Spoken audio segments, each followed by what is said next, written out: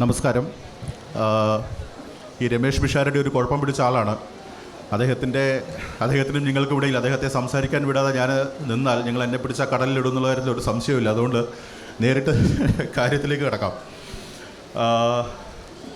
അദ്ദേഹത്തെ പരിചയപ്പെടുത്തേണ്ട കാര്യമില്ല, ഓൾറെഡി പറഞ്ഞു കഴിഞ്ഞു. മനോരമയുടെ തന്നെ മറ്റൊരു വേദിയിൽ കുഞ്ചാക്കോ ബോബൻ അദ്ദേഹത്തെ പരിചയപ്പെടുത്തിയതിൽ നിന്ന് ചില വാക്കുകൾ കടമെടുത്താൽ ജനസാഗരത്തെ പൊട്ടിച്ചിരിയുടെ മഹാസമുദ്രമാക്കുന്ന ക്രാന്തദർശി, ചിരിയുടെ യോഗി വര്യൻ എന്നൊക്കെയാണ് കുഞ്ചാക്കോ ബോബൻ അന്ന് പരിചയപ്പെടുത്തിയത്. ഞാൻ എഴുതി കൊടുത്തതാ. ഇന്നത്തെ നമ്മുടെ സെഷൻ്റെ ടൈറ്റിൽ ഓം സ്ക്രീൻ കുട്ടിച്ചാത്ത എന്നാണ്. ഇത് അതിലൊരു ചിരിയുള്ള ഒരു ചിന്തയും ചിരിയും കൂടെ ചേർന്നിട്ടുള്ളൊരു ടൈറ്റിലാണത്. ആ ടൈറ്റിൽ മനോരമയോ അല്ലെങ്കിൽ ഹോർത്തൂസ് ടീമോ തയ്യാറാക്കിയ ടൈറ്റിലല്ല. നിങ്ങൾ ഊഹിച്ചതുപോലെ തന്നെ അത് രമേഷ് പിഷാരടിയുടെ തന്നെ, പിഷു എന്നായിരിക്കും വിളിക്കേണ്ടത് അല്ലേ? പിഷുവിൻ്റെ തന്നെ ടൈറ്റിലാണ്. അപ്പോൾ ആ ടൈറ്റിലിൽ നിന്ന് തന്നെ നമുക്ക് തുടങ്ങാം. പിഷു, ശരിക്കും ഈ ഹോം സ്ക്രീൻ കുട്ടിച്ചാത്തൻ, ആ ടൈറ്റിലിൻ്റെ ചിരിയും ചിന്തയും എന്താണ്?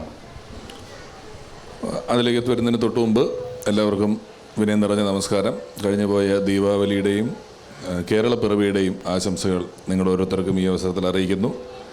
ഞങ്ങൾക്ക് രണ്ടുപേർക്കും തൊട്ട് മുമ്പ് സംസാരിച്ച ഈ ഒരു സ്റ്റേജിൻ്റെ അവതാരകൻ ഒരുപാട് ഉത്തരവാദിത്തങ്ങൾ എൻ്റെ തോളത്തേക്ക് എടുത്ത് വെച്ചിട്ടുണ്ട്. അടുത്ത 40 മിനിറ്റ് നിങ്ങൾക്ക് റിലാക്സ് ചെയ്യാം, ചിരിയുടെ കടലിലേക്ക് നിങ്ങളെ തള്ളിയിടും എന്നൊക്കെ പറഞ്ഞിട്ടുണ്ട്. എപ്പോഴെല്ലാം ഈ ഉത്തരവാദിത്വം എനിക്ക് വരുന്നു അപ്പോഴെല്ലാം എനിക്കൊട്ടും റിലാക്സ് ചെയ്യാൻ പറ്റാറില്ല. ചിരിപ്പിക്കുക എന്ന ഭാരിച്ച ഉത്തരവാദിത്വം എൻ്റെ തലയിൽ വരും.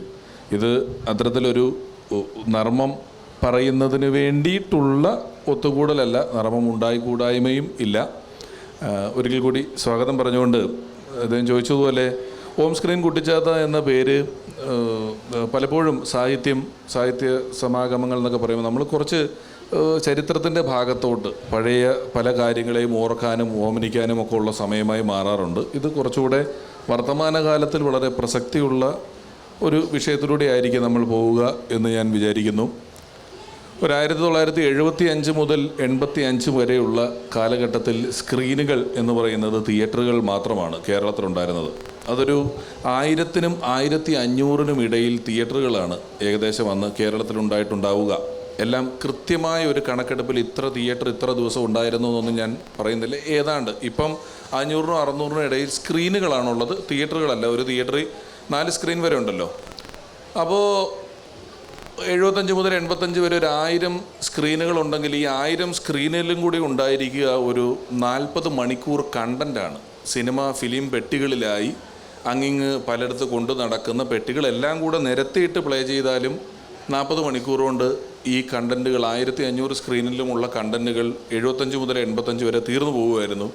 ഒരു 85-ഓടുകൂടി ദൂരദർശൻ വരുന്നു, ടെലിവിഷൻ ചാനലുകൾ വരുന്നു. 85 മുതൽ ഒരു 95 വരെയൊക്കെ ഉള്ള കാലഘട്ടങ്ങൾ കൊണ്ട്, അല്ലെങ്കിൽ അതൊരു 2000-ലേക്ക് എത്തുമ്പോഴത്തേക്ക് ഏകദേശം 1 കോടി 1.5 കോടിയിലധികം TV സ്ക്രീനുകൾ വരുന്നു. ആദ്യം ദൂരദർശൻ മാത്രമായിരുന്നു. അവിടെ നിന്നും 30-ഉം 40-ഉം 200-ഉം വരെ TV ചാനലുകൾ നമുക്ക് വന്നു. പക്ഷേ അത് കണ്ട് കഴിഞ്ഞു പോവുകയായിരുന്നു. അതെവിടെയും സംരക്ഷിക്കപ്പെട്ടിരുന്നിട്ടില്ല ആ കണ്ടൻറ്റുകളൊന്നും. പ്രതിദിനം എല്ലാ ചാനലിലും കൂടി 24 മണിക്കൂറിൻ്റെ 10 ചാനലുണ്ടെങ്കിലും 240 മണിക്കൂർ കണ്ടൻറ്റാണ് ഒരു ദിവസം പുതുതായി നമുക്ക് കിട്ടിക്കൊണ്ടിരുന്നത്. പിന്നെ ഏറ്റവും കുട്ടി സ്ക്രീനായ മൊബൈൽ ഫോൺ, സ്ക്രീൻ ഫോണുകൾ വന്നു. ഇന്ന് നമ്മുടെ ഓരോരുത്തരുടെയും കയ്യിൽ സ്ക്രീനുകളുണ്ട്. ഈ സ്ക്രീനിൻ്റെ ഒരു ഡാറ്റ, ഇതിൽ നിങ്ങൾക്ക് കാണാവുന്ന ദൃശ്യങ്ങളുടെ സമയപരിധി എന്ന് പറയുന്നത് കണക്ക് കൂട്ടാവുന്നതല്ല. അത് കണക്ക് കൂട്ടി ഏതാണ്ട് ഇത്ര മണിക്കൂറാണ് നമുക്ക് കാണാവുന്ന ദൃശ്യങ്ങളെന്ന് പറയില്ല. ഈ ലോകത്തുള്ള എല്ലാ മനുഷ്യനും കൂടെ തുടർച്ചയായിരുന്ന് കണ്ടാൽ പോലും തീരാത്ത അത്രയും ഡാറ്റ നമുക്ക് സ്ക്രീനുകളിലൂടെ ലഭിക്കുന്നു. അപ്പോൾ നമ്മുടെ കയ്യിലുള്ളതെല്ലാം കുട്ടി സ്ക്രീനുകളാണ്. ഈ കുട്ടി സ്ക്രീനുകളെ ഒരു കുട്ടിച്ചാത്തനെ ഉപയോഗിക്കുന്നത് പോലെ നമുക്ക് അനുകൂലമായും നമുക്ക് ഉപയോഗിക്കാം. നമുക്ക് ഇഷ്ടമില്ലാത്ത ഒരാളെ ഉപദ്രവിക്കുന്നതിന് വേണ്ടിയും ഇതേ സ്ക്രീൻ നമുക്ക് ഉപയോഗിക്കാം. നമ്മൾ പൊങ്കാല എന്നൊക്കെ ഉള്ള പേരിട്ട് വിളിക്കുന്ന കാര്യങ്ങളിലൂടെ നമുക്ക് ഉപയോഗിക്കാം എന്നുള്ളത് കൊണ്ട് ഒരു കുട്ടിച്ചാത്തനെ പോലെ അനുകൂലമായും ഉപദ്രവിക്കാനും നമുക്ക് ഉപയോഗിക്കാൻ പറ്റും എന്നുള്ളത് കൊണ്ടാണ് ഇതിന് ഓം സ്ക്രീൻ കുട്ടിച്ചാത്ത എന്നൊരു പേര് ഇട്ടതും ആലോചിച്ചതും. ഓക്കെ, അത് വളരെ രസകരമായിട്ടുള്ളൊരു ഒരു തിയറിയാണ്. നിങ്ങൾക്ക് കൈയടിക്ക് GST ഒന്നും ഏർപ്പെടുത്തിയിട്ടില്ല കേട്ടോ, അത് വെറുതെ അടിച്ചു. അല്ലെങ്കിൽ അടിക്ക് ഒരു സംശയം പടർന്നു, അടിക്കണോ വേണ്ടതെന്ന്, അതുകൊണ്ടാണ് പറഞ്ഞത്.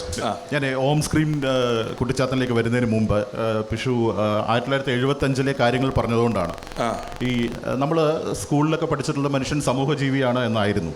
അപ്പോൾ അത് മനുഷ്യൻ ഇപ്പോഴും സമൂഹജീവിയാണ്, പക്ഷേ ഇപ്പോൾ കൂടുതൽ സമൂഹ മാധ്യമ ജീവിയായി.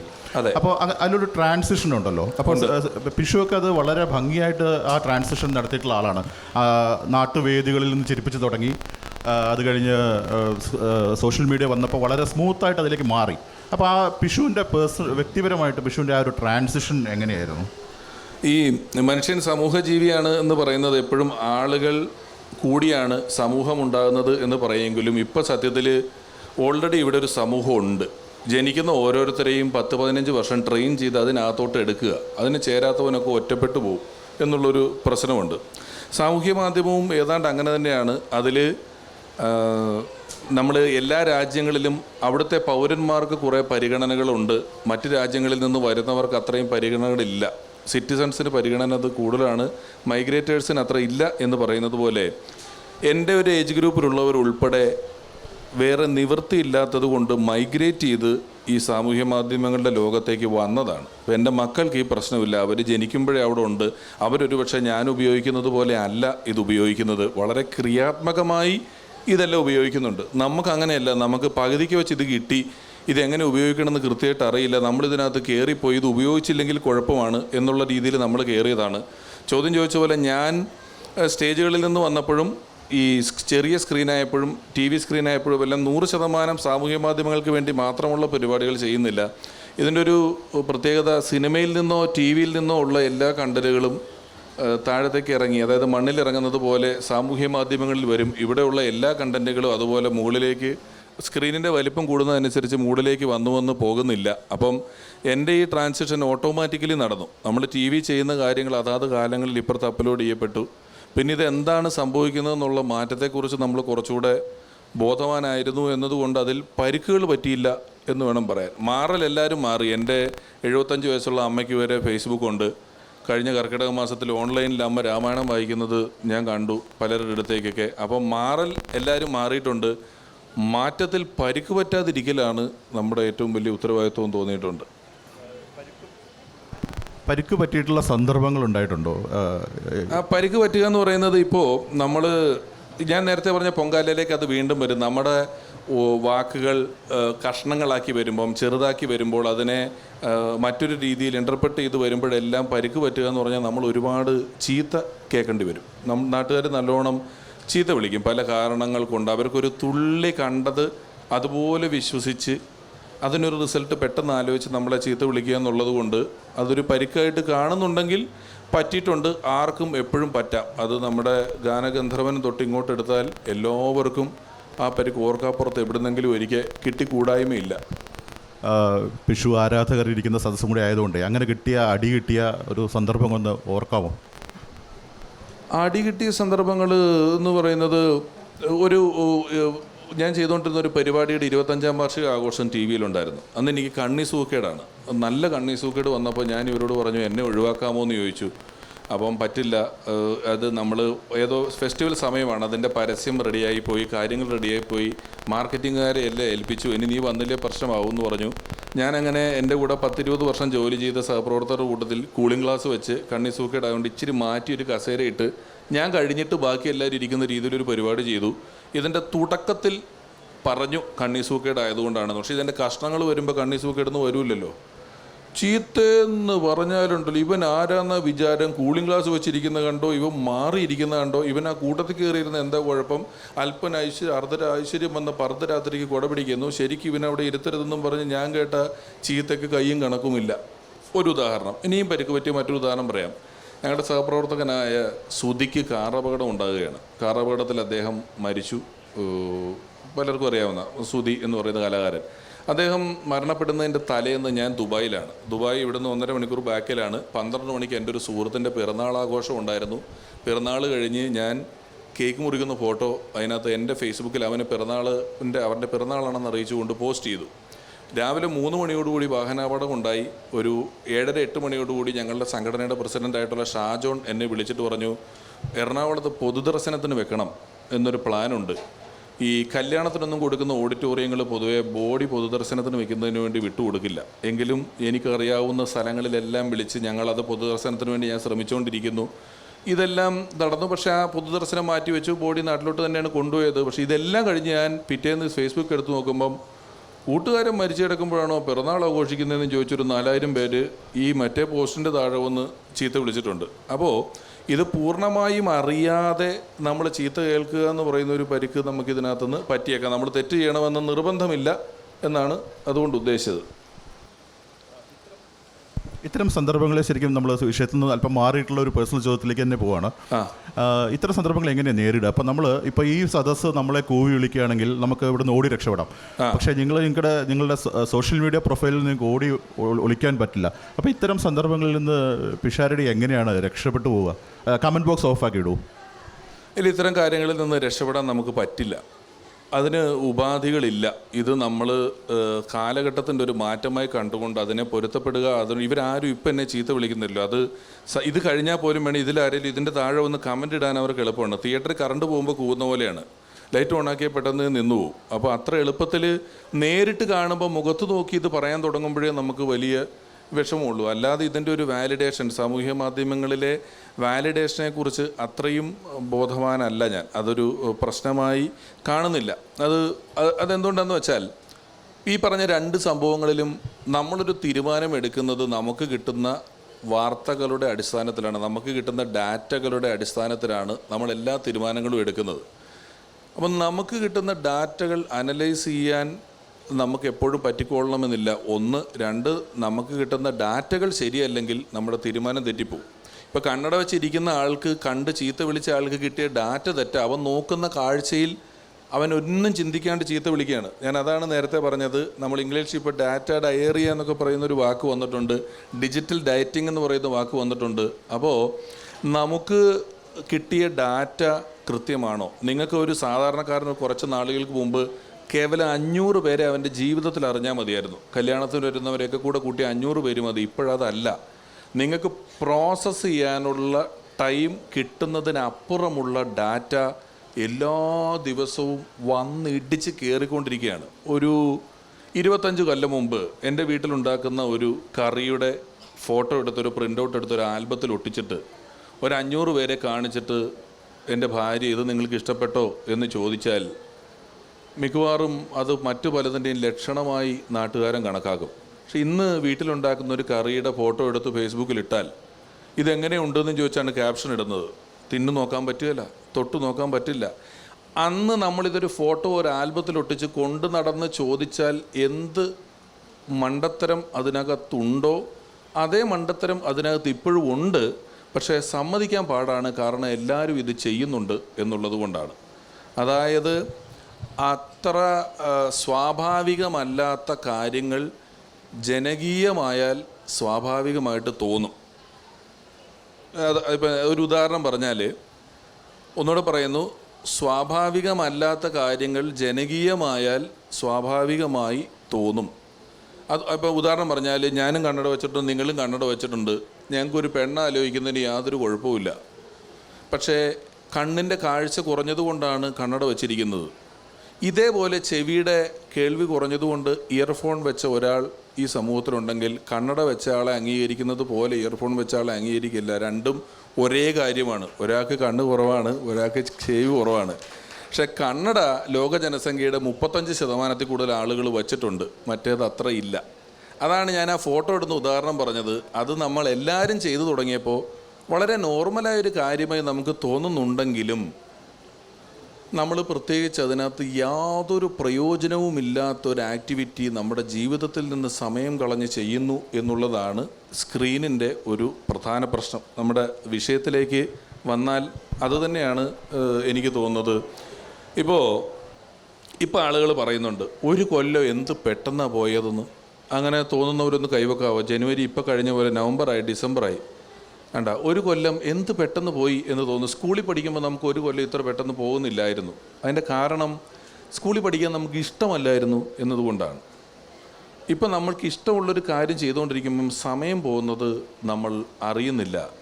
ഒരു ട്രെഡ്മില്ലിൽ കയറി നടന്ന് നോക്കണം 20 മിനിറ്റിന് എത്ര ദൈർഘ്യം ഉണ്ടെന്ന് മനസ്സിലാവണമെങ്കിൽ. വാച്ചായിട്ട് നോക്കാമെന്നല്ലാണ്ട് നീങ്ങില്ല. 10 മിനിറ്റ് ആവില്ല, 15 മിനിറ്റ് ആവില്ല, 20 മിനിറ്റൊക്കെ ട്രെഡ്മില്ലിൽ കയറി നടന്നാൽ നമ്മൾ വിഷമിച്ച് പോകും. നമ്മൾ 1 മണിക്കൂർ കണ്ണും പൂട്ടി മൊബൈൽ നോക്കി ഉറങ്ങുന്നതിന് മുമ്പ് കിടക്കാൻ നമുക്ക് പറ്റും. 1 മണിക്കൂറാണ് ഞാൻ പറഞ്ഞത്. നമ്മളിത് ഇങ്ങനെ ഒരു 60 റീല് കണ്ടാൽ നമ്മുടെ 1 മണിക്കൂർ പോയി. ഞാൻ ഈ ഇടയ്ക്ക് ഒരു ഏകദേശ കണക്ക് പറയാം. നമ്മുടെ ജീവിതവുമായി നേരിട്ട് ബന്ധമില്ലാത്ത ഒരു റിയാലിറ്റി ഷോയിലെ മത്സരാർത്ഥി ഒരു വണ്ടി മേടിക്കാൻ പോകുന്നു എന്നും പറഞ്ഞ് വളരെ അലറി വിളിച്ച് പറയുന്ന ഒരു വീഡിയോ ഒരു കൊല്ലം മുമ്പ് വന്നിരുന്നു. ആ വീഡിയോയുടെ താഴെ ഒരു ഓൺലൈൻ പേജിൽ 35,000 കമൻറ്റ്സ് പ്രചരിപ്പിക്കാവുന്നതേ ഉള്ളൂ.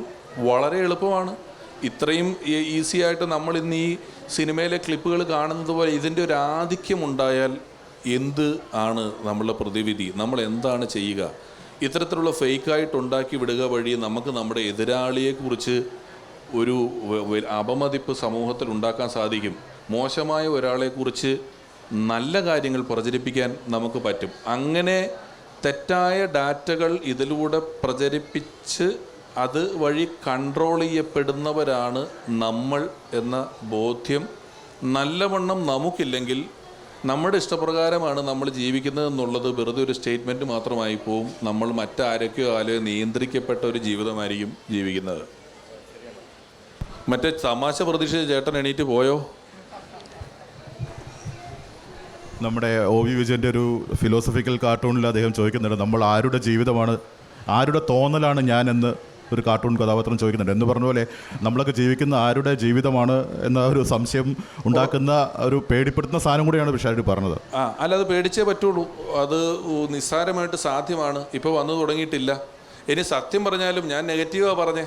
1000 പേർക്ക് 1 കിലോ അരി വെച്ച് കൊടുക്കാമെന്ന് പറഞ്ഞാലും അത് ചുമ്മാ AI ഉണ്ടാക്കിയത്, ഒറിജിനൽ അല്ലെന്ന് പറഞ്ഞാൽ ആരും മേടിക്കാനും പോയില്ല. രണ്ട് വശത്തും പ്രശ്നങ്ങളുണ്ട്. അപ്പോൾ നമ്മുടെ ഈ സ്ക്രീനെന്ന് പറഞ്ഞൊരു അവയവം പോലെ നമ്മൾ കൊണ്ടു നടക്കുന്ന, ഉറങ്ങി എണീറ്റ് ഉടനെ നമ്മൾ ഫോൺ എടുക്കും. നമ്മുടെ മുറിയിലോട്ട് ബെഡ്റൂമിലോട്ട് ഒരു 500 പേര് കയറി വരുന്ന പോലെയാണിത് രാവിലെ. അപ്പോൾ ഇതൊന്നും ഒരു മോശം കാര്യമോ തെറ്റോ ഒന്നും അല്ല. ഇതില്ലാതെ ഇനി ജീവിക്കുക എന്ന് പറയുന്നത് പോലും അസാധ്യമാണ്. പക്ഷേ മറ്റൊരാളുടെ ഇഷ്ടത്തിനാണോ നമ്മൾ ജീവിക്കുന്നത്? നമുക്ക് കിട്ടിയ ഡാറ്റ ശരിയാണോ? ഈ ഡാറ്റ ശരിയല്ലെങ്കിൽ എൻ്റെ തീരുമാനം തെറ്റായിരിക്കുമല്ലോ എന്നൊരു ബോധ്യം നമുക്കെല്ലാവർക്കും, പുതിയ പിള്ളേർക്ക് അതിൻ്റെ ആവശ്യമില്ല. അവരാ ബോധ്യത്തോടെയാണ് വരുന്നത്. ഞാൻ ഉൾപ്പെടുന്ന തലമുറയോ അതിന് മുകളിലോട്ടുള്ള ഒരാൾക്കാരോ വളരെ കൃത്യമായി ചെയ്തില്ലെങ്കിൽ നിങ്ങളുടെ 1 വർഷമല്ല, അടുത്ത വർഷം ഇതിനേക്കാളും സ്പീഡിൽ പോവും. നോക്കി നിൽക്കുമ്പോൾ നമുക്ക് വയസ്സാവും. അത് ശരിയാണ്. കാരണം ഈ വാട്സപ്പ് കേശവമാമന്മാർ എന്ന് പറഞ്ഞൊരു പ്രയോഗം തന്നെ ഉണ്ടല്ലോ. അവരിതെല്ലാം വിശ്വസിച്ച് ഇപ്പം നമുക്ക് കുറച്ചും കൂടെ ക്രിട്ടിക്കലായിട്ട് തന്നെ കാണാൻ പറ്റുന്നുണ്ടാവും. പുതിയ തലമുറയ്ക്ക് അത് മനസ്സിലാവുന്നുണ്ടാവും. ഇത് ഈ പിഷു പറഞ്ഞ വലിയൊരു ഇഷ്യൂ ആണ്. ഞങ്ങൾ ദൈനംദിനം ഈ മാധ്യമപ്രവർത്തനത്തിൽ അഭിമുഖീകരിക്കുന്ന ഒരു പ്രശ്നമാണ്. ഇപ്പോൾ ഫേക്ക് ന്യൂസിനെ കുറിച്ച് പറഞ്ഞാണല്ലോ ഇവിടെ തുടങ്ങിയത്. അപ്പോൾ ഈ വ്യാജനെ തിരിച്ചറിയുക എന്നുള്ളത് വലിയൊരു എഡ്യൂക്കേറ്റീവ് സാധനം കൂടി അതുകൂടിയാണ്. ജനങ്ങളെ ബോധവൽക്കരിക്കേണ്ടതുണ്ട്, ടെക്നോളജി എൻഹാൻസ് ചെയ്യേണ്ടതുണ്ട്. ഇപ്പം പിഷാരടി പറഞ്ഞ വളരെ രസകരമായ ഒരു കാര്യം, വില കൂടിയ എയും വില കുറഞ്ഞ എയും. ധനികനായ പിഷാരടി കയ്യിൽ വില കൂടിയ ഉണ്ടാവും, കാശുകാരനില്ലാത്ത എൻ്റെ കയ്യിൽ വില കുറഞ്ഞ. ഞാൻ പറഞ്ഞില്ലേ, നിങ്ങൾക്ക് കിട്ടുന്ന ഡാറ്റ തെറ്റാണെങ്കിൽ നിങ്ങളുടെ കൺക്ലൂഷൻ തെറ്റായിരിക്കും. ഇപ്പോൾ ധനികനായ പിഷാരടി എന്ന് പറഞ്ഞാണ്ടോ തെറ്റാണ്. പുള്ളിക്ക് കിട്ടിയ ഡാറ്റ തെറ്റാ. എൻ്റെ ഇരിപ്പും മട്ടും ഒക്കെ വെച്ച് കണ്ടിട്ട് പുള്ളി അതങ്ങ് പറയുകയാണ് ഞാൻ ധനികനാണെന്ന്. ഇങ്ങനെ പറ്റിക്കാൻ ജനങ്ങൾക്ക് പറ്റും. സത്യത്തിൽ എൻ്റെ കാശില്ല, പക്ഷെ എൻ്റെ ഫീല് കണ്ടാൽ നിങ്ങൾക്കുള്ള പോലെ തോന്നിയില്ലേ? അതിനെക്കുറിച്ച് എനിക്ക് പറഞ്ഞു. സത്യത്തിൽ കാശില്ല എന്നുള്ളത് ഞങ്ങളെല്ലാം വിശ്വസിച്ചു. സത്യത്തിൽ കാശില്ല എന്നുള്ളത് ഞങ്ങളെല്ലാം വിശ്വസിച്ചേ പറ്റുള്ളൂ. അപ്പോൾ ഈ AI ഡിവൈഡ് എന്ന് പറഞ്ഞൊരു സാധനത്തെക്കുറിച്ചാണ്. അതൊരു വലിയ ഗൂഗിൾ പേ വരെ കണ്ടിട്ടുണ്ടോ? നിങ്ങൾ പൈസ കൊടുത്തു കഴിഞ്ഞാൽ പടക്കമൊക്കെ പൊട്ടിത്തെറിച്ച് ഗിൽറ്റൊക്കെ വരും. അതിനകത്ത് ഒരു സന്തോഷം എല്ലാവർക്കും പൈസ കൊടുക്കുമ്പോഴേ, ഇങ്ങോട്ട് കിട്ടുമ്പോൾ ഒന്നുമില്ല. അങ്ങനെ പോണുണ്ടെന്ന് പറഞ്ഞോളൂ. ഈ രസമാണ്, അത് രസമുള്ള കാര്യമാണ്. പക്ഷേ ഈ പിഷു പറഞ്ഞത് വളരെ ഇമ്പോർട്ടൻ്റ് ആയിട്ടുള്ളൊരു പോയിൻ്റാണ്. AI ഡിവൈഡ് എന്ന് പറയുന്ന നമ്മൾ വിദ്യാഭ്യാസത്തെക്കുറിച്ച് പറഞ്ഞല്ലോ. എല്ലാവർക്കും ഒരേ അളവിൽ വിദ്യാഭ്യാസമില്ല. അപ്പോൾ ഈ AI 2 തരത്തിലുള്ള പല തരത്തിലുള്ള AI, പല എക്കണോമിക് ക്ലാസ്സിലുള്ളവർക്ക് കിട്ടാവുന്ന AI, അത് വെച്ചിട്ടാണല്ലോ നമ്മൾ പ്രോസസ്സ് ചെയ്യുന്നത്. അപ്പോൾ ഈ AI ഡിവൈഡ് ഒരു വലിയ ഒരു ഇഷ്യൂ ആണ് അല്ലേ? ഒരു AI ഡിവൈഡിങ് വലിയ ഇഷ്യൂ ആണ്. എന്തുകൊണ്ടാണ്? ഒരു സമയത്ത് ഇൻ്റർനെറ്റിൻ്റെ ലഭ്യതയായിരുന്നു ആദ്യത്തെ നമ്മുടെ പ്രശ്നം. ഇപ്പോൾ ഇൻ്റർനെറ്റ് എല്ലാവർക്കും ആയാൽ ഇനി അത് ഉപയോഗിക്കുന്നിടത്തായിരിക്കും നമ്മുടെ പ്രശ്നം വെച്ചത്. ഇതിൻ്റെ ഡിവൈഡുകൾ വലിയ തോതിൽ സമൂഹത്തിലുണ്ടാകും. ഇനി നേരത്തെ പറഞ്ഞിടത്തേക്ക് വരികയാണ്. നമ്മൾ ഇപ്പോൾ ഇതിൻ്റെ ഡാറ്റ അനലൈസ് ചെയ്ത് എൻ്റെ ബുദ്ധി ഉപയോഗിച്ച് ഇത് ഫേക്ക് ആണോ ഇതാണോ എന്നൊക്കെ അറിയുന്ന പോയിന്റിലും അതിന് തൊട്ടുമുമ്പ് ഒരു ചോദ്യം കൂടെ ഉണ്ട്, എനിക്കിത് അറിയണോ വേണ്ടയോ, ഞാൻ എൻ്റെ ജീവിതം ഭംഗിയായിട്ട് ജീവിക്കണോ എന്നുള്ളത്. ഇതും കൊണ്ട് ഇരിക്കുക വഴി പണം ഉണ്ടാക്കുന്നുണ്ടെങ്കിൽ, ഇതിൽ വഴി ഇരിക്കുക വഴി അതൊരു ജീവിതോപാധി ആക്കുന്നുണ്ടെങ്കിൽ നല്ല കാര്യമാണ്. ഒരു പെട്ടിക്കട തുടങ്ങണമെങ്കിൽ മിനിമം 1 ലക്ഷം രൂപയുടെ ഇൻവെസ്റ്റ്മെൻറ്റ് വേണം. 10,000 രൂപയുടെ ഒരു ഫോണും ഒരു യൂട്യൂബ് ചാനലും ഉണ്ടെങ്കിൽ 2 മാസം കൊണ്ട് നിങ്ങൾക്ക് മാസം 1 ലക്ഷം രൂപ വരെ ഉണ്ടാക്കുന്ന ജോലിയിലേക്ക് കിടക്കാം. പക്ഷെ നല്ലതൊന്നും പറഞ്ഞാൽ കിട്ടൂല, വലിച്ച് പണിയുണ്ട്, എന്നാലും കിട്ടി തുടങ്ങുന്നവരുണ്ട്. അങ്ങനെ ഒരുപാട് പേര് ജീവിക്കുന്നുണ്ട്. അതൊരു തൊഴിലായി സ്വീകരിച്ച ആളുകളെ കുറിച്ച് മറ്റുള്ളവരെ കുറിച്ച് അഭിപ്രായം പറഞ്ഞ് ജീവിക്കുന്ന ആളുകളുണ്ട്. അതൊരു അഭിപ്രായം പറയൽ വരുമാന മാർഗമായി മാറ്റിയവരുണ്ട്. പക്ഷെ അതല്ലാത്ത നമ്മൾ ഇവിടെ ചെല്ലുമ്പോഴാണ് നഷ്ടം. ഈ സാധാരണക്കാരായ ഞങ്ങൾക്കെല്ലാം ഉള്ള ഒരു സംശയം ചോദിക്കാം. അപ്പോൾ ഈ കാശുണ്ടാക്കുന്നവരുണ്ട്, സാധാരണക്കാരായ നമ്മൾക്കെല്ലാം, ഞങ്ങൾ എന്ന് പറഞ്ഞപ്പോൾ ഞാൻ അന്യനായ പോലെ. നിങ്ങൾ ഇതിൽ കുറച്ച് എക്സ്പെർട്ടൈസ് ഉള്ള ആളായതുകൊണ്ട് പറഞ്ഞതാണ്, സമ്പത്തിനെ കുറിച്ചല്ല. അപ്പോൾ ഇപ്പോൾ ഇത് പറഞ്ഞല്ലോ, ഈ ഇതുകൊണ്ട് വരുമാനം ഉണ്ടാക്കുന്ന, വിമർശനങ്ങൾ കൊണ്ട് വരുമാനം ഉണ്ടാക്കുന്ന ആളുകൾ എന്ന് പറഞ്ഞുണ്ട്. ഇപ്പോൾ ഈ റിവ്യൂ ബോംബിംഗ് എന്ന് പറഞ്ഞൊരു ഇഷ്യൂ ഇടയ്ക്ക് വന്നിരുന്നല്ലോ. അപ്പോൾ അങ്ങനെ ഈ റിവ്യൂ ബോംബിംഗ് നടത്തുന്ന ആൾക്കാർ ശരിക്കും കാശ് ഉണ്ടാക്കുന്നുണ്ടോ? എന്താ അതിൻ്റെ ഒരു, ഇത് നമ്മുടെ വിഷയത്തിൽ നിന്ന് മാറിയിട്ടുള്ള ചോദ്യമാണ്. ഡിജിറ്റൽ സ്പേസിൽ നിന്ന് നിങ്ങളുടെ കണ്ടന്റ് വ്യൂവർഷിപ്പ് ഉണ്ടെങ്കിൽ ഉറപ്പായിട്ടും പൈസ കിട്ടണമല്ലോ. പൈസ കിട്ടുന്നുണ്ടാവും. അതിനകത്ത് അല്ലാതെ ഒരാൾ ഇത്രയും സമയം കളഞ്ഞ് ഈ ജോലി ചെയ്യില്ലല്ലോ. തിരിച്ചാലോചിച്ച് നോക്കൂ, വളരെ റെഗുലറായിട്ട് എല്ലാ ആഴ്ചയും ഇത് അങ്ങനെ ചെയ്യുന്നില്ലല്ലോ. ഇത് ചെയ്യുന്നവർക്ക് അതിൽ നിന്ന് കൃത്യമായി, ഈ തിയേറ്ററിൽ നിന്ന് ഇറങ്ങിപ്പോകുമ്പോൾ അഭിപ്രായം പറയുന്നവർക്കൊന്നും ഉണ്ടാവില്ല. അല്ലാതെ റെഗുലറായിട്ട് ചെയ്യുന്ന ഒരാൾ അതിനെ സീരിയസ് ആയി കണ്ട് അതിൽ നിന്ന് ഡിജിറ്റൽ വരുമാനം, അല്ലാതെ ഒരാൾ പ്രതിഫലം കൈക്കൂലി വാങ്ങിച്ചുകൊണ്ട് നല്ലതും ചീത്തയും പറയുന്നു എന്ന് ഞാൻ പറയുന്നില്ല. അവർക്ക് തോന്നുന്ന അഭിപ്രായം പറയുന്നതിൽ അവർക്കൊരു വരുമാനം ഉണ്ടാവും. വിഷയത്തിൽ നിന്ന് മാറിയിട്ടാണെങ്കിൽ അങ്ങനെ കൈക്കൂലി വാങ്ങി ചെയ്യുന്നവരുണ്ടോ? ഉണ്ടാവുമല്ലോ, ഉണ്ടാവും. ഓക്കെ, അപ്പോൾ നമ്മൾ വിഷയത്തിലേക്ക് തിരിച്ചു വന്ന ഈ നമ്മൾ വീട്ടിലുണ്ടാക്കിയ ഒരു കറി നമ്മൾ കാണിക്കുന്നു എന്ന് പറഞ്ഞല്ലോ. അപ്പോൾ അതിൻ്റെ ഒരു വലിയ സാധ്യതയല്ലേ, നമ്മുടെ വീട്ടിലുണ്ടാക്കിയ കറി 1 ലക്ഷം പേര് കാണുകയാണ്, അങ്ങനെ കാണണ്ടേ? അപ്പോൾ കറി മാത്രമല്ല, അതിൻ്റെ സാധ്യത എന്താണ്? നമ്മൾ നമ്മുടെ വീട്ടിലുണ്ടാക്കുന്ന ഒരു സാധനം കാണുന്നു. ഇപ്പോൾ കറി എന്നുള്ളൊരു ഉദാഹരണമായിട്ട് എടുത്താൽ മതി. നിങ്ങളുണ്ടാക്കുന്ന സിനിമ, ഇത് ഈ നമ്മൾ ഓൺ സ്ക്രീൻ കുട്ടിച്ചാത്തന്നാണ്, വേണമെങ്കിൽ ഓൺ സ്ക്രീൻ കുട്ടിച്ചാത്ത എന്നും ആക്കാം. ഉറപ്പായിട്ടും എൻ്റെ സിനിമയുടെ പ്രചാരണം ഫ്രീ ഓഫ് കോസ്റ്റ് അതിൽ നടക്കുന്നത് വളരെ നല്ല കാര്യമാണ്. ഞാൻ അതാണ് പറഞ്ഞത്, ഇത് ഉപയോഗിക്കുക വഴി പണം ഉണ്ടാക്കുകയും ഗുണത്തിലേക്ക് വരുത്തുകയും ചെയ്യുന്നവരെല്ലാം ചെയ്യുന്നത് നല്ല കാര്യമാണ്. പുതുതായി വന്ന ഒരു ടെക്നോളജിയെ ഏറ്റവും ക്രിയാത്മകമായി ഉപയോഗിക്കുക വഴി അവനവൻ്റെ ജീവിതം മെച്ചപ്പെടുത്തുക എന്ന് പറയുന്നത് നല്ല കാര്യമാണ്. നമ്മുടെ ജീവിതം അതുകൊണ്ട് വേസ്റ്റ് ചെയ്യുക എന്നത് നമ്മൾ തിരിച്ചറിയണം എന്നതിനെക്കുറിച്ചാണ് പറഞ്ഞത്. നല്ലതാണെങ്കിൽ പിന്നെ എന്താ നമ്മൾ പറയേണ്ടുന്ന ആവശ്യമില്ല, അത് നല്ലതാണ്. ഇതിലൂടെ കാണുന്ന ആളുകൾ, അതിനെപ്പറ്റി അഭിപ്രായം പറയുകയും ചെയ്യുന്ന ആളുകൾ, ഈ ചർച്ചയെപ്പറ്റി നമ്മൾ ചർച്ച ചെയ്താൽ ഒക്കെ ഉണ്ടാവും. നമ്മൾ രണ്ടും തമ്മിൽ അങ്ങനെ ഒരു ആവശ്യത്തിന് വേണ്ടിയാണ് ഇതിരിക്കുന്നത്. ഞാൻ പറഞ്ഞത്, നമ്മളുമായിട്ട് യാതൊരു ബന്ധവുമില്ലാത്ത ഏതോ 2 ആളുകൾ ഒരു വിഷയത്തിൽ അവരുടെ വ്യക്തിപരമായ കാര്യത്തിലുണ്ടാക്കിയ വഴക്കിനെ കുറിച്ച് 200, 300, 500, 1000 കിലോമീറ്റർ ഇപ്പുറം നമ്മളുടെ ഒരു അഭിപ്രായത്തിന് വിലയില്ല. അതിനുവേണ്ടി കളയുന്ന സമയം നഷ്ടമാണ് എന്നാണ്. അപ്പോൾ ഇതിനെ ശരിക്കും ഒരു കുഴപ്പം പിടിച്ചൊരു കുട്ടിച്ചാത്തനായും ഇല്ലെങ്കിൽ ഒരുപാട് സാധ്യതകളുള്ള ഒരു മാന്ത്രിക പരവതാനിയായും ഈ ഉപയോഗിക്കാം. ഞാൻ ആദ്യം പറഞ്ഞല്ലോ, നമുക്ക് അനുകൂലമായിട്ടും ഉപയോഗിക്കാം, നമുക്കെതിരെ നിൽക്കുന്നവന് പ്രതികൂലമായിട്ടും ഉപയോഗിക്കാം. പക്ഷേ നമ്മുടെ അനുകൂലമായിട്ടാണ് ഉപയോഗിക്കുന്നതെന്ന് നമ്മൾ വിചാരിച്ചുകൊണ്ടിരിക്കുന്നത് ചെറുതായിട്ട് നമ്മളെ പ്രതികൂലമായി ബാധിക്കാൻ ഇടയുണ്ട്. അതൊന്ന് ശ്രദ്ധിക്കണം. അതാണ് നമ്മൾ പലയാവർത്തി ഇതിനകത്ത് പറഞ്ഞു പോയത്. അത് നേരത്തെ ഞാൻ ഈ എഐയുടെ കാര്യം പറഞ്ഞതുപോലെ തന്നെ കമൻറ്റുകളുടെ എണ്ണമായിക്കോട്ടെ, സാമൂഹ്യ മാധ്യമങ്ങളുടെ ഉപയോഗം മാത്രമല്ല, ജനറൽ ഇൻവെൻഷൻസ് എന്ന് പറയും. 20കളുടെ തുടക്കത്തിൽ കേരളത്തിൽ കറണ്ട് വന്നതാണ് ഒരു വലിയ ജനറൽ ഇൻവെൻഷൻ. കറണ്ടിലൂടെ വണ്ടി ഓടുന്നു, മൊബൈൽ വർക്ക് ചെയ്യുന്നു, സ്കാനിങ് മെഷീൻ വർക്ക് ചെയ്യുന്നു, നമ്മുടെ വീട്ടിലെ light, fan, washing machine, TV എല്ലാം വർക്ക് ചെയ്യുന്നുണ്ട് എന്ന് പറഞ്ഞതുപോലെ പിന്നെ എത്രയോ നാൾ കഴിഞ്ഞ് വന്നൊരു ജനറൽ ഇൻവെൻഷനാണ് ഇൻ്റർനെറ്റ് എന്ന് പറയുന്നത്. അതിലൂടെ ഇന്ന് ഒരുമിക്ക കാര്യങ്ങളും സർവീസ് സെക്ടർ ഒഴിച്ച് നമുക്കൊരു ഡോക്ടറെ കാണാം, കൺസൾട്ട് ചെയ്യാം, പക്ഷേ ആ ഗുളിക എടുത്തു തരാൻ അതിന് പറ്റില്ല. സർവീസ് സെക്ടറിലുള്ള ജോലി ഒഴിച്ച് ബാക്കി എല്ലാ കാര്യങ്ങളും ചെയ്യാവുന്ന അവസ്ഥയിൽ അത് വളർന്നിട്ടുണ്ട്. നമ്മളോടൊപ്പം, നമ്മൾ ഈ ഇരിക്കുന്ന സദസ്സിലുള്ളവരൊപ്പം 24 മണിക്കൂറും ഉറങ്ങുന്നതിന് തൊട്ട് മുമ്പ് മുതൽ ഉറങ്ങി എണീക്കുന്ന നിമിഷം തൊട്ട് ഒരു സ്ക്രീൻ നമ്മളോടൊപ്പം ഉണ്ട്. നമ്മൾ സ്ക്രീൻ ഉപയോഗിക്കുകയാണോ, ആ സ്ക്രീൻ നമ്മളെ ഉപയോഗിച്ചുകൊണ്ടിരിക്കുകയാണോ എന്നതിൻ്റെ ബോധ്യം നമുക്കുണ്ടാവുക എന്നത് വർത്തമാനകാലത്തിൻ്റെയും അതിനേക്കാൾ എത്രയോ കൂടുതൽ വരും കാലത്തിൻ്റെയും ആവശ്യമാണ് എന്നതാണ് ഈയൊരു പരിപാടിയിലൂടെ പറയുന്ന കാര്യം. ഈ നെറ്റ്ഫ്ലിക്സിലെ സോഷ്യൽ ഡിലമ എന്നുള്ള പിഷു കണ്ടതാണെന്ന് എനിക്കറിയാം. ആ ഡോക്യുമെൻ്ററി പറയുന്നത് തന്നെ ഇതാണ്, ഫിക്ഷനാണ്, പകുതി ഫിക്ഷനും പകുതി ഡോക്യുമെൻ്ററിയുമായിട്ട് മനുഷ്യനെ എങ്ങനെ മാധ്യമങ്ങൾ മാനിപ്പുലേറ്റ് ചെയ്തു, ഈ ആർട്ടിഫിഷ്യൽ ഇൻ്റലിജൻസ് അടക്കമുള്ള സങ്കേതങ്ങൾ ഉപയോഗിച്ചിട്ടാണ് എങ്ങനെയാണ് മനുഷ്യനെ മാനിപ്പുലേറ്റ് ചെയ്യുന്നത് എന്നാണ് പറയുന്നത്. അതൊരു മാജിക്കിൻ്റെ തിയറിയാണ് അതിന് പറയുന്നത്. അതായത് ഞാനൊരു 3 ചീട്ട് കമത്തി വെച്ചിട്ട് നിങ്ങൾക്ക് ഇഷ്ടമുള്ളൊരു ചീട്ട് എടുക്കാൻ പറഞ്ഞിട്ട്, അത് ആ ഡോക്യുമെൻ്ററി പറയുന്ന കാര്യമാണ് കേട്ടോ, എൻ്റെ കയ്യിൽ നിന്നിട്ട് പറയുന്നതല്ല. നിങ്ങളൊരു ചീട്ട് എടുക്കുന്നു, നിങ്ങൾക്ക് ഇഷ്ടമുള്ളൊരു ചീട്ട് എടുക്കാൻ പറയുന്നു, നിങ്ങളൊരു ചീട്ട് എടുക്കുന്നു, അതിനുശേഷം നിങ്ങളെടുത്ത ചീട്ട് ഏതാണെന്ന് ഈ മാജീഷ്യൻ പറയുന്നു. നമുക്ക് വലിയ അത്ഭുതമുണ്ട്.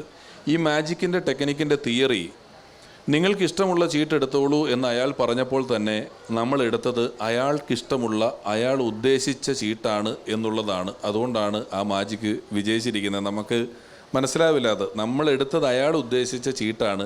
അങ്ങനെയാണ് നമ്മൾ ചീട്ടെടുത്തുകൊണ്ടിരിക്കുന്നത്.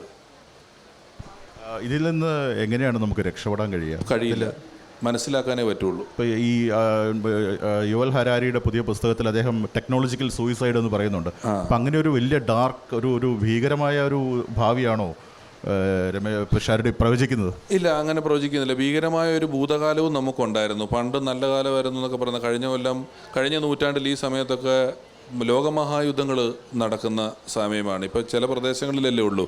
അപ്പോൾ അതിൽ നിന്ന് രക്ഷപ്പെടേണ്ടെന്ന് ആവശ്യമില്ല. ഇതിനെ ഭംഗിയായിട്ട് ഉപയോഗിച്ചാൽ മതി. നമ്മൾ ചതിക്കപ്പെടാതിരിക്കാനുള്ള ബോധ്യം നമുക്കുണ്ടാക്കണം. എല്ലാ കാലത്തും നമ്മൾ ചതിക്കപ്പെടാവുന്ന രീതിയിൽ തന്നെയാണ് നമ്മൾ ഉണ്ടാക്കിയിരിക്കുന്നതുകൊണ്ട് അത് സംഭവിച്ചു കൂടായ്മയില്ല എന്നുള്ളതാണ്. നമ്മളിതിനെ സർവൈവ് ചെയ്യുമെന്ന് തന്നെയാണ് അല്ലേ? അതെ, ഇത് നമ്മൾ അത് പോയേ പറ്റുള്ളൂ, വേറെ വഴിയില്ല നമുക്ക്. ഇതിൻ്റെ സാധ്യതകളെക്കുറിച്ച് പിഷാരടി സൂചിപ്പിച്ചല്ലോ. കഴിഞ്ഞ തെരഞ്ഞെടുപ്പിൽ തമിഴ്നാട്ടിൽ ഏറ്റവും കൂടുതൽ പ്രസംഗിച്ച 2 പേര്, ഒന്ന് കരുണാനിധിയും ഒന്ന് ജയലളിതയുമായിരുന്നു. നമ്മളെ പോയ ആളുകൾ പഴയ പ്രസംഗങ്ങളുടെ വീഡിയോ അല്ല പറയുന്നത്, അവരുടെ പുതിയ പ്രസംഗങ്ങൾ AI ഉപയോഗിച്ച് തെരഞ്ഞെടുപ്പ് പ്രചാരണത്തിന് ഉപയോഗിക്കുകയാണ്. ഇപ്പോൾ US-ലുണ്ട്, പലയിടത്തും ഇങ്ങനെയുള്ള സങ്കേതങ്ങൾ വരുന്നുണ്ട്. അപ്പോൾ അത് വലിയൊരു സാധ്യതയാണ് അല്ലേ? ഇപ്പം ഒരു 60-70 വർഷം കഴിയുമ്പോൾ രമേഷ് പിഷാരടി അന്നത്തെ സാഹചര്യങ്ങളിൽ ഫലിതം ഉണ്ടാക്കുന്ന ഒരു സാങ്കേതികവിദ്യ ഉണ്ടാകുമെങ്കിൽ അത് വലിയൊരു സാധ്യതയല്ലേ?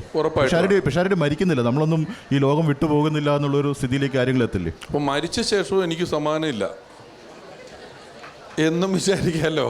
ഞാൻ സമാധാനമായിട്ട് പോയെന്ന് വിചാരിക്കുന്നിടത്തും അത് കിട്ടിക്കോളാം. നമ്മളിപ്പം ഒരേ കാര്യമാണ് പലതവണ നമ്മൾ ആവർത്തിച്ച് പറഞ്ഞുകൊണ്ടിരിക്കുന്നത്.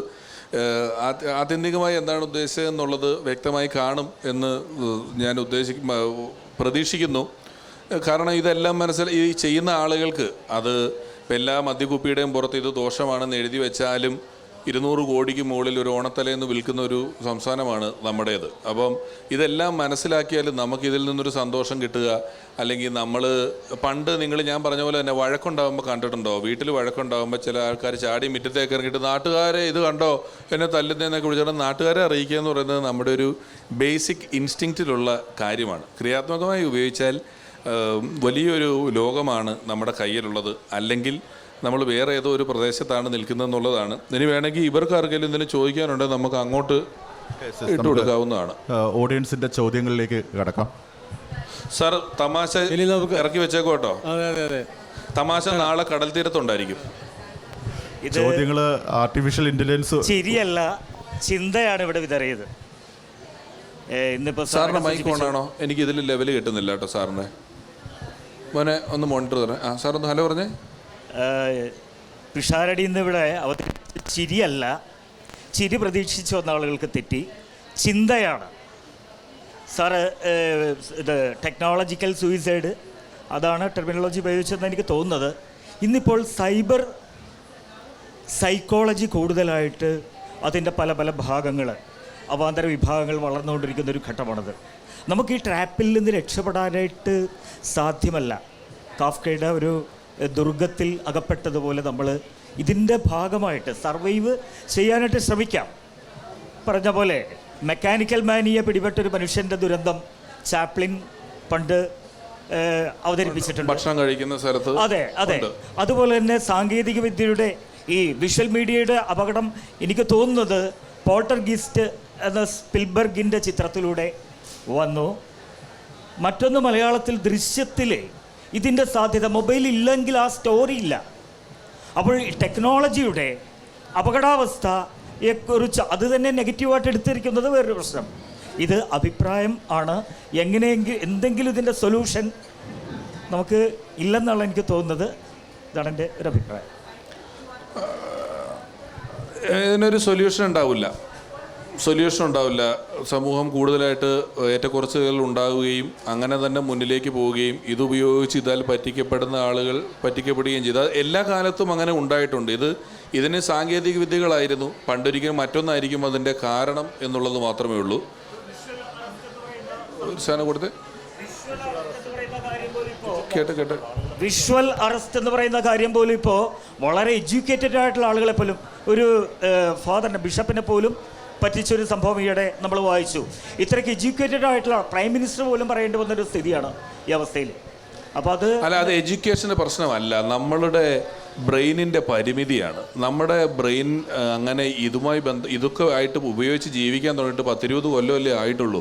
അപ്പം നമ്മുടെ ബ്രെയിനിന് ഒരുപാട് പരിമിതികളുണ്ട്. ബ്രെയിനിൻ്റെ പരിമിതിയെ ഉപയോഗിച്ചുകൊണ്ടാണ് ഇത് കയറി വരുന്നത്.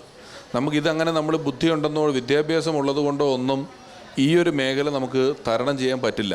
ഇതിനെക്കുറിച്ച് നമുക്ക് അറിയില്ല. അതുകൊണ്ട് തന്നെ നമ്മുടെ ബ്രെയിൻ വളരെ പരിമിതമായി ഇതിനോട് പ്രതികരിക്കാൻ പറ്റുള്ളൂ. കാണുന്നത് വിശ്വസിച്ചേ നമുക്ക് പറ്റുള്ളൂ, വേറൊരു ഇതുമില്ല.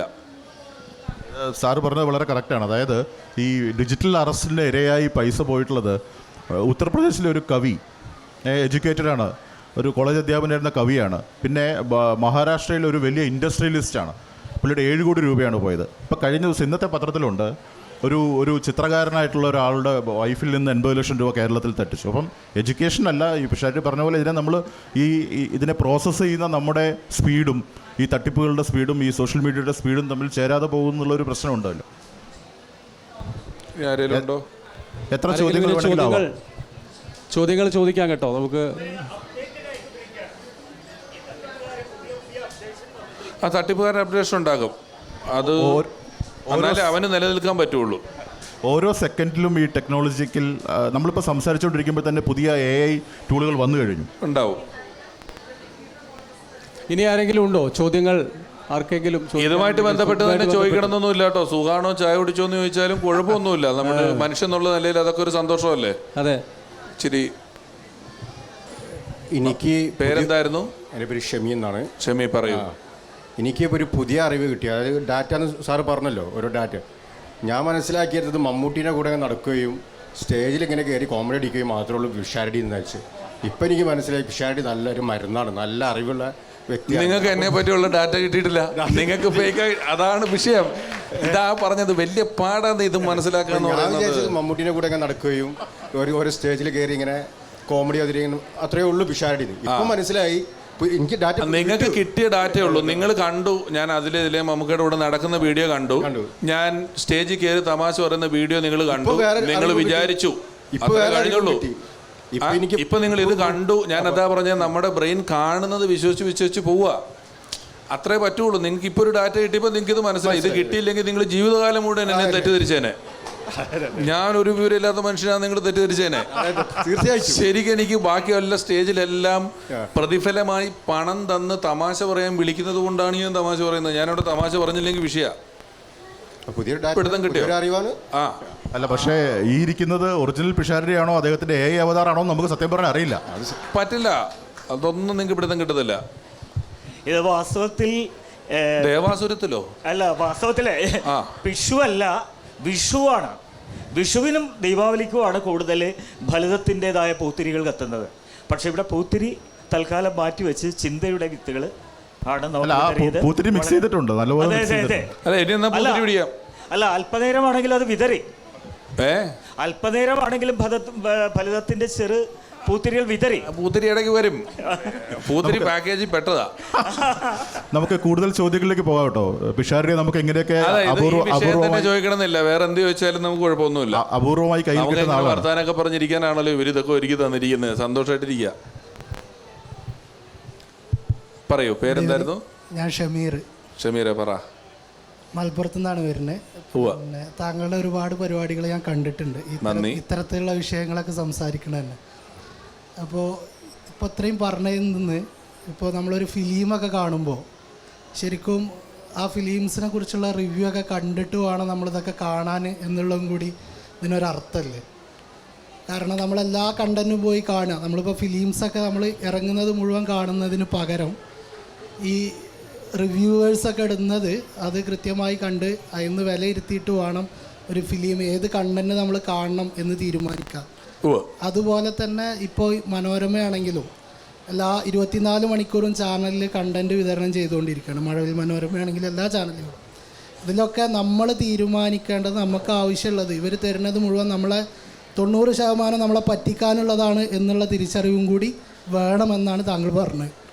നമ്മളെ പറ്റിക്കാൻ എന്നുള്ളൊരു ഉദ്ദേശമല്ല. അവർക്ക് ഏതെങ്കിലും ഒരു മണിക്കൂർ ഈ 1 മണിക്കൂർ വാർത്തയൊന്നും ഇല്ലാട്ടോ എന്ന് എഴുതി കാണിക്കാൻ പറ്റില്ല അല്ലേ? എല്ലാ ദിവസവും 24 മണിക്കൂറും ഇത് കാണിച്ചുകൊണ്ടിരിക്കണം. അതിനുവേണ്ടിയാണ് അവരത് തുടങ്ങിയിരിക്കുന്നത്. നമ്മളെല്ലാ സമയവും ഇതിൻ്റെ കസ്റ്റമേഴ്സ് ആകണോ എന്നുള്ളതാണ്. നമുക്കതിൽ നിന്ന് എൻ്റർടൈൻമെൻറ്റ് കിട്ടുന്നുണ്ടോ, നമ്മളത് കൃത്യമായിട്ടാണോ ഉപയോഗിക്കുന്നത്, നമ്മളിതിനാൽ പറ്റിക്കപ്പെടുന്നുണ്ടോ എന്നുള്ളത് നോക്കിയാൽ മതി. അല്ലാതെ അവരത് ചെയ്തപ്പോൾ സിനിമയാണെങ്കിലൊക്കെ എന്ന് പറഞ്ഞാലും ഇത് മുഴുവൻ ഷൂട്ട് ചെയ്തതാണെന്നും അഭിനയിച്ചതാണെന്നും സ്ക്രീനിൽ കാണുന്നത് അഭിനേതാക്കളാണെന്നും ഒക്കെ ഉള്ള ബോധ്യത്തോടു കൂടി അത് വിശ്വസിക്കാൻ തയ്യാറായിട്ടാണ് നമ്മൾ പോകുന്നത്. സിനിമ കണ്ടങ്ങ് വിശ്വസിക്കുന്നതില്ല. ഇതെല്ലാം 100% ഷൂട്ട് ചെയ്ത സാധനമാണെന്ന ഉത്തമ ബോധ്യത്തോടെ ടിക്കറ്റ് എടുത്തിട്ടാണ് നമ്മൾ സിനിമ കാണാൻ വേണ്ടിയിട്ട് പോകുന്നത്. സിനിമയ്ക്ക് അങ്ങനെ ഒരു കാര്യമുണ്ടല്ലോ, മറ്റേത് അങ്ങനെ അല്ലല്ലോ. പിന്നെ റിവ്യൂ കാണിച്ചിട്ട് കേൾക്കുന്നത് അങ്ങനെ തന്നെ. നമ്മൾ അത് മാത്രമല്ല, നമ്മൾ വീട്ടിലൊരു ചെറിയ ജോലിക്ക് ആളെ വിളിച്ചാലും വണ്ടി മേടിക്കുമ്പോഴാണെങ്കിലും എല്ലാ കാര്യത്തിനും അതിൻ്റെ ഒരു റിവ്യൂ, പൊതുജന അഭിപ്രായം കൂടെ എടുത്തിട്ടൊക്കെ തന്നെ എല്ലാവരും എല്ലാ കാര്യങ്ങളും ഒരു ഡോക്ടറിൻ്റെ അടുത്ത് പോകണമെങ്കിലും ഒക്കെ ചോദിച്ചിട്ടേ ചെയ്യുള്ളൂ. ഇനി ചോദ്യങ്ങളുണ്ടോ? ചോദ്യങ്ങൾ ഒരു 10 മിനിറ്റ് കൂടെ നമുക്ക് ചോദ്യങ്ങൾക്ക് സമയമുണ്ട്. ചോദിക്കാം. പിഷാരടി നമുക്ക് എപ്പോഴും അങ്ങനെ കയ്യിൽ കിട്ടുന്ന ആളല്ല. മറ്റ് വിഷയങ്ങളെക്കുറിച്ചും നമുക്ക് ചോദ്യങ്ങൾ ചോദിക്കാമെന്ന് ഇവിടെ പറഞ്ഞു. അപ്പോൾ നമുക്ക് അവസരം ഉപയോഗപ്പെടുത്താം. അതെ, ഈ പറഞ്ഞതിനെ പറ്റി തന്നെ ചോദിക്കണമെന്നില്ല.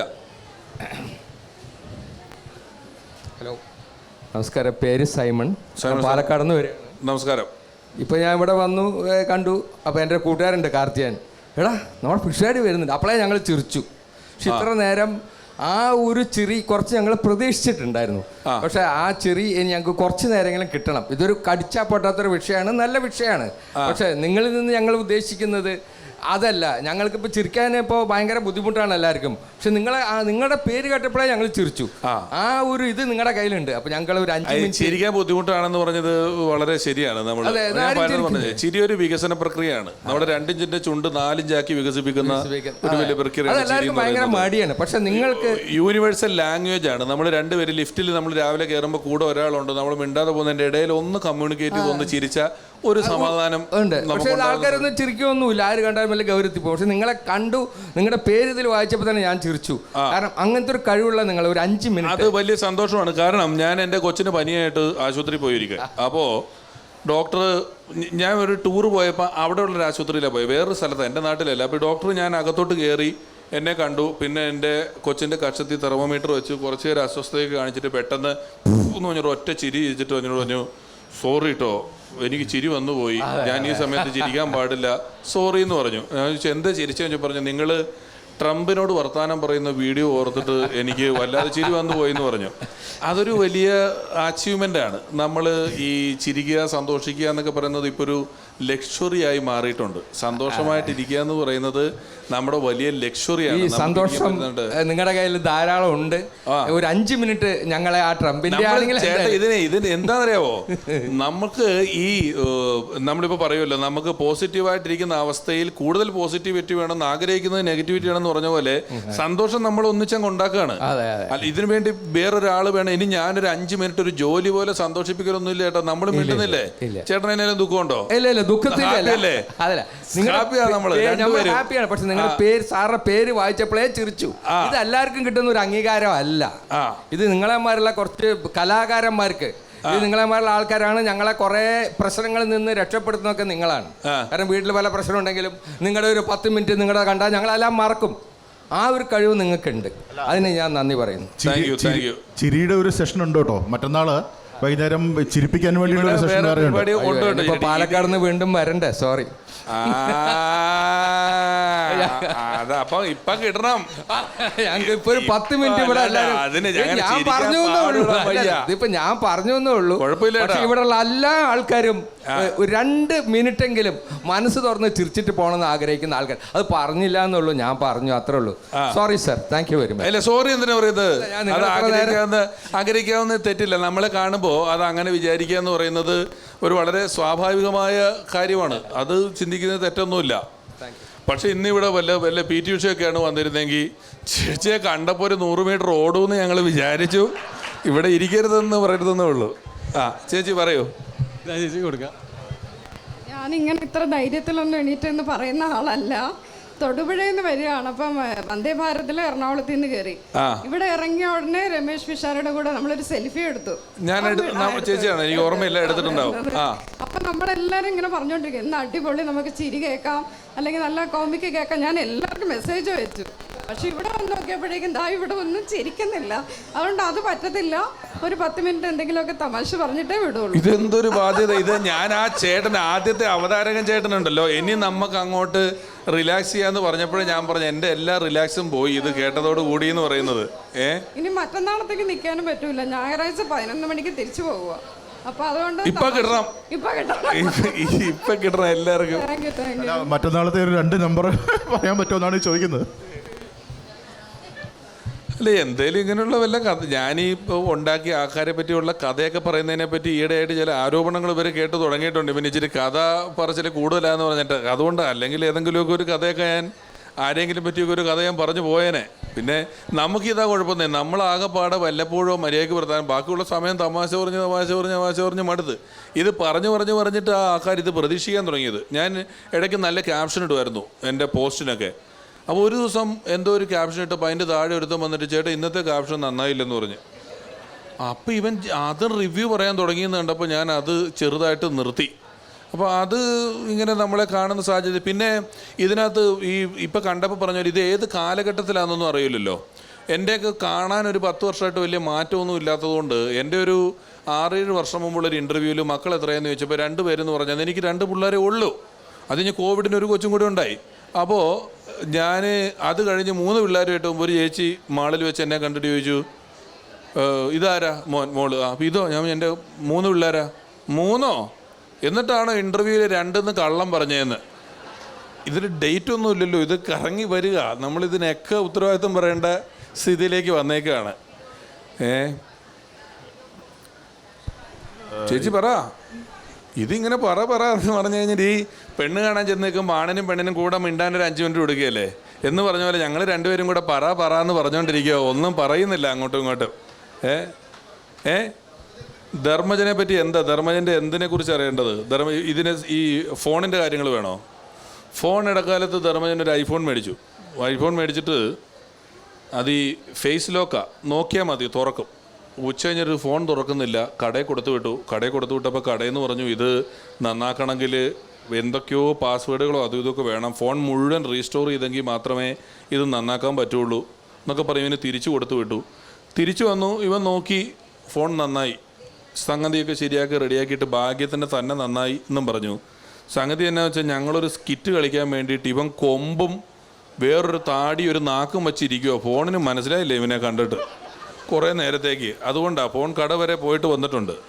അതിനു മുമ്പ് ഈ ഫേസ്ബുക്ക് വന്ന കാലത്ത് വിദേശത്തൊരു പരിപാടിക്ക് നിൽക്കുമ്പം ഒരു പെങ്കൊച്ച് വന്നിട്ട് ചോദിച്ച് സാറിന് FB അക്കൗണ്ട് ഉണ്ടോ എന്ന് ചോദിച്ചു. അപ്പോൾ ഇവൻ പറഞ്ഞു ഉണ്ട് എന്ന് പറഞ്ഞു. അപ്പോൾ അവൾ അപ്പം തന്നെ അവിടെ ഇരുന്ന് തപ്പി, എന്നിട്ട് കാണുന്നില്ലല്ലോ എന്ന് പറഞ്ഞു. ഇവൻ പറഞ്ഞു മുളവുകാട് ബ്രാഞ്ച് നോക്കുമെന്ന് പറഞ്ഞു. അപ്പോൾ പെങ്കൊച്ച് ചോദിച്ചു മുളവുകാട് ബ്രാഞ്ചോ? ഇവൻ ഫെഡറൽ ബാങ്ക് അക്കൗണ്ടിനെ പറ്റിയാണ് പറഞ്ഞുകൊണ്ടിരിക്കുന്നത് FB എന്ന് പറയുമ്പോൾ. ദണ്ഡം പോരെ ധർമ്മജന്. അവൻ ഇന്നത്തേക്കുള്ള അവൻ്റെ കഥയില്ലാണ്ടൊരു വേദിയിൽ നിന്ന് പോകാൻ പറ്റുന്നില്ല താനും. എന്നിട്ട് ആരോപണം എനിക്കും. നമ്മൾ ഈ സ്ക്രീനിന്റെ കാര്യം പറഞ്ഞ പോലെ ഒരു ഒഴിയാബാധയാണല്ലേ കുട്ടിച്ചാത്ത. ഈ സ്ക്രീൻ നമ്മൾ ഒഴിയാബാധയാണെന്ന് പറഞ്ഞു. ജയറാമേട്ടൻ 100 മേളക്കാരുമായിട്ട് ചോറ്റാനിക്കര അമ്പലത്തിൽ 2-2.5 മണിക്കൂർ വലിയ കനമുള്ള ചെണ്ട കഴുത്തിലിട്ട് കൊട്ടി വെയിലത്ത് കൊട്ടി വേർത്തൊലിച്ച് ലാസ്റ്റ് കൊട്ടുകട്ടെ ടെം എന്ന് പറഞ്ഞ് നിർത്തിയ പൊരുത്തൻ നസീറിനെ ഒന്ന് കാണിക്കുമോ എന്ന് ചോദിച്ചു. അത് എളുപ്പമല്ല. തമാശ ആഗ്രഹിക്കുക, പ്രതീക്ഷിക്കുക എന്ന് പറയുന്നത്. പക്ഷേ പ്രതീക്ഷിക്കുന്നതിൽ വലിയ സന്തോഷമാണുള്ളത്. ഇത് അതിന് മാത്രം പ്രൊഡക്ഷൻ ഇല്ലിപ്പോൾ. ഞാൻ ഈ പറഞ്ഞ പോലെ നമ്മളെ പരിപാടിക്കൊക്കെ വിളിക്കുമല്ലോ, നമ്മൾ പരിപാടിക്ക് ചെല്ലുമ്പോൾ നമ്മൾ ഒരിടത്ത് പരിപാടി അവതരിപ്പിക്കുന്നു, നിങ്ങൾ കാണുന്നു എന്നുള്ളതിനപ്പുറം ഞങ്ങൾ അവതരിപ്പിക്കുന്നു. ഇതൊരു 500 ഫോണിൽ അവിടുന്ന് തന്നെ ലൈവ് പൊയ്ക്കൊണ്ടിരിക്കുക. ഇത് ഇവൻ ഇപ്പം തന്നെ കാണും. ഞാൻ കണ്ണൂർ പരിപാടി കളിച്ച് അമേരിക്കയിലൊക്കെ നമ്മൾ 10-12 ഷോയ്ക്കൊക്കെ ഇവിടുന്ന് ഒരു മാസത്തേക്ക് പോകുന്നത്. 1ാമത്തെ ഷോ കഴിഞ്ഞ് 6ാമത്തെ ഷോ ആകുമ്പോൾ ആൾക്കാർ വന്നിട്ട് ഇത് മുഴുവൻ കണ്ടതെന്ന് പറയും. നമ്മൾ എന്ത് ചെയ്യും? എന്ത് പാടുപെട്ടാണെന്നറിയോ ഷൂട്ടിങ്ങിൽ നിന്ന് രക്ഷപ്പെടുന്നത്. അപ്പം തമാശയ്ക്ക് ഇപ്പോൾ ഭയങ്കര ഡിമാൻഡായി. നമ്മൾ എന്തെങ്കിലും പറഞ്ഞ് ഇത് അപ്പം തന്നെ പോകും. നമ്മൾ പറഞ്ഞൊരു തമാശ പിറ്റേന്ന് ഒരുത്തും വാട്സപ്പിൽ എഴുതി പ്രചരിപ്പിച്ചു എന്ന് വിചാരിച്ചോ, അതിൻ്റെ പിറ്റേന്ന് ഞാൻ പറയുമ്പോൾ എന്നോട് പറയും ഇത് വാട്സപ്പിൽ വന്ന കോമഡിയാണെന്ന് തിരിച്ചു പറയും. വലിയ ബാധ്യതയാണ്. പിന്നെ ഇത് ഇവിടത്തേക്കൊക്കെ ഞാൻ ഒരിടത്ത് പറഞ്ഞിട്ടുണ്ട്, നമ്മൾ വേറൊരു രാജ്യത്ത് പോയി ഒരു 500 നേഴ്സുമാർ മാത്രമാണ് നമ്മുടെ ഓഡിയൻസ്. അവർക്ക് മനസ്സിലാവുന്ന തമാശ അവർക്ക് വേണ്ടി പറയുന്നത് ഇവിടെ ഇരുന്ന് ശംഖുമുഖം കടപ്പുറത്തിരുന്ന് ഒരുത്തം കാണുമ്പോൾ ഇവനൊന്നും മനസ്സിലല്ല, അവൻ എൻ്റെ താഴെ അപ്പോൾ തന്നെ ചെയ്ത് വിളിക്കും. അതിനുള്ള ഉത്തരവാദിത്വം ഇവൻ എന്തെന്നാണ് ഈ പറയുന്നതെന്ന് ചോദിച്ച് ചീത്ത വിളിക്കും. അപ്പോൾ തമാശയ്ക്ക് അങ്ങനെ ഇപ്പോൾ ഭയങ്കര നിബന്ധനകൾക്ക് വിധേയമായിട്ട് നമുക്ക് തമാശ പറയാൻ പറ്റുന്നുള്ളൂ എന്നുള്ളതാണ് തമാശയുടെ ഒരു വലിയ പ്രശ്നം. ഓർക്കാപ്പുറത്ത് പറയുക അത്ര എളുപ്പമല്ല. അല്ല, അപ്പോൾ നിങ്ങൾക്ക് ഈ ഏതെങ്കിലും AI ടൂളൊക്കെ ഉപയോഗിച്ചുകൂടെ പുതിയ തമാശകൾ ഉണ്ടാക്കാൻ? അത് അവനും ഉപയോഗിക്കാമല്ലോ. ഞാൻ AI ഉപയോഗിച്ചുണ്ടാക്കണതിന് മുമ്പ് അവൻ ഉപയോഗിക്കൂല്ലേ? പക്ഷേ നിങ്ങളുടെ വില കൂടി AI ആണല്ലോ ഇരിക്കുന്നത്. എന്തോ വില കൂടി AI ആണല്ലോ. അല്ല, തമാശയ്ക്ക് വേണ്ടി ഞാൻ AI വില കൂടിയത് മേടിക്കുകയല്ല. വേറെ എന്തെങ്കിലും കാര്യത്തിനാണെങ്കിലും അത് എൻ്റെ പിന്നെയും കിട്ടുമല്ലോ. ഇല്ലാത്തത് മേടിച്ചാൽ പോരെ, ഉള്ള സാധനം കാശ് കൊടുത്ത് മേടിക്കണ്ടല്ലോ. ഇപ്പോൾ പലരും ഈ ChatGPT എന്ന് പറഞ്ഞ സാധനം വന്നതോടെ ഇപ്പോൾ ഞാൻ എഴുതാൻ ഉദ്ദേശിക്കുന്ന കവിത എഴുതൂ എന്ന് കൊടുത്താൽ അവൻ നമ്മൾ എഴുതാനിരിക്കുന്ന കവിത എഴുതി തരും. അതെ, അതുപോലെ നമുക്ക് തമാശയിലും അങ്ങനെ ഒരു സാധനം ഡെവലപ്പ് ചെയ്ത് കൊണ്ടുവരണം. തീർച്ചയായിട്ടും ലഭ്യമാണ്. സർവീസ് സെക്ടറിലാണ് മാത്രമാണ് ഞാൻ പറഞ്ഞ പോലെ എടുത്തെടുക്കുകയും ചെയ്യാനും മാത്രമാണ് പറ്റാതെ വരിക. ഇനി ഈ പറഞ്ഞതുപോലെ നമ്മുടെ സമയം വളരെ പരിമിതമാണ്. ഈ ടോട്ടൽ സെഗ്മെൻറ്റ് അല്ലെങ്കിൽ ഈ ഒരു ഹോം സ്ക്രീൻ കുട്ടിച്ചാത്ത എന്ന് പറഞ്ഞത് പ്രധാനപ്പെട്ട കണ്ടൻറ്റ് സമയമാണ്. സിനിമയിൽ ആളുകൾ ഇൻവെസ്റ്റ് ചെയ്യുന്നത് പണമാണെന്ന് നമുക്ക് തോന്നും. 150 രൂപ കൊടുത്ത് ടിക്കറ്റ് എടുത്തതല്ലേ എന്നൊക്കെ ആൾക്കാർ പറയും. ഒരു മോശം അഭിപ്രായമുള്ളൊരു സിനിമ ഫ്രീ ആയിട്ട് കണ്ടോ എന്ന് പറഞ്ഞ് എല്ലാ തിയേറ്ററും തുറന്നിട്ടാലും ആരും അവിടെ ചെന്ന് കയറില്ല. കാരണം ആളുകൾ ഇൻവെസ്റ്റ് ചെയ്യുന്നത്, ഏതൊരു കാര്യത്തിലും ഇൻവെസ്റ്റ് ചെയ്യുന്നത് അവൻ്റെ വിലയേറിയ സമയമാണ് നമ്മുടെ ഏറ്റവും പ്രഷ്യസ് ആയിട്ടുള്ളൊരു കാര്യം, ഏറ്റവും തുല്യമായി വിതരണം ചെയ്യപ്പെട്ടൊരു കാര്യം. ഏതെങ്കിലും ഒരാൾക്ക് ഒരു ദിവസം 25 മണിക്കൂർ എന്ന് പറയുന്നതില്ല. എല്ലാവർക്കും 24 മണിക്കൂറാണ്, എല്ലാവർക്കും ഒരേ സമയമാണ്. സമയം കൃത്യമായി വിനിയോഗിക്കുക എന്നത് നമ്മുടെ ജീവിതത്തിൻ്റെ ഒരു വലിയ ഉത്തരവാദിത്തമാണ്. ആ സമയത്തിൽ ഏറ്റവും പുതിയ പഠനങ്ങൾ പറയുന്നത് പുതിയൊരു കുട്ടി ജനിച്ച് ജീവിച്ച് മരിക്കുന്നതിന് മുമ്പ് അവൻ്റെ ആയുസ്സിൽ ഏതാണ്ട് 14 കൊല്ലത്തോളം സ്ക്രീനിന് മുന്നിലായിരിക്കും എന്നാണ്. 10 മണിക്കൂർ നമ്മൾ ദിവസം ഉറങ്ങുന്നു എന്ന് വിചാരിക്കുക. ഒരു ദിവസം ഒരു 3 മണിക്കൂർ ആവറേജ് മൊബൈൽ നോക്കുന്നുണ്ടെങ്കിൽ 3-8-24 8 ദിവസം ആകുമ്പോൾ ഒരു ദിവസം നമ്മുടെ കയ്യിൽ നിന്ന് പോയി. അങ്ങനെ പോകുന്ന ദിവസങ്ങളൊക്കെ കൂടെ കൂട്ടാക്കുമ്പോൾ അതൊരു വലിയ കാലയളവാണ്. ഇക്കാലയളവ് അത്രയും നമ്മളോടൊപ്പം നിരന്തരമുള്ള ഒന്ന് എന്ന നിലയിൽ ഈ സ്ക്രീൻ വളരെ സൂക്ഷ്മമായി ശ്രദ്ധയോടെ ഭംഗിയായി അവനവന് നല്ലത് വരുന്ന രീതിയിൽ ഉപയോഗിക്കുക എന്നത് നേരത്തെ പറഞ്ഞതുപോലെ ഇപ്പോൾ ഉത്തരവാദിത്വവും നാളെകളിൽ വലിയ ഉത്തരവാദിത്വവുമാണ് എന്ന് പറഞ്ഞുകൊണ്ട് നമുക്ക് വേണമെങ്കിൽ ഇത് അവസാനിപ്പിക്കാം. ആ പാലക്കാട് നിന്ന് വന്ന ചേട്ടനോടും മറ്റേ ചേച്ചിയോടും തമാശ പറയേണ്ട ഒരു സ്ഥലത്ത് നമ്മൾ പൊട്ടിക്കും. Thank you.